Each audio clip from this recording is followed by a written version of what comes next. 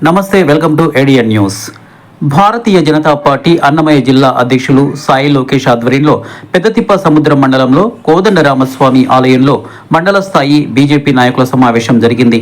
ఈ సందర్భంగా మాట్లాడుతూ బీజేపీ గ్రామీణ స్థాయిలో పార్టీ బలోపేతం చేయడానికి ప్రతి బూత్ కమిటీ బలపరచాలనే, తద్వారా అవసరమైన చర్యలు తీసుకోవాలని మండల నాయకులకు దిశానిర్దేశం చేయడం జరిగింది. మన ప్రధాని రైతుల గురించి కిసాన్ కార్డు 3 లక్షల నుండి 5 లక్షల వరకు పెంచబడింది.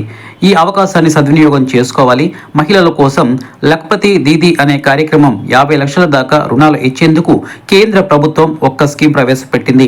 ఈ విషయాలు ప్రజల్లోకి తీసుకువెళ్లాలని తెలిపారు. ఈ కార్యక్రమంలో ఎల్లంపల్లి ప్రశాంత్, ఆకుల కృష్ణమూర్తి, గోపాల్ రెడ్డి, శ్రీకాంత్, కె శివయ్య, కార్యం శంకర్, శ్రీకాంత్ రెడ్డి తదితరులు అభిమానులు పాల్గొన్నారు.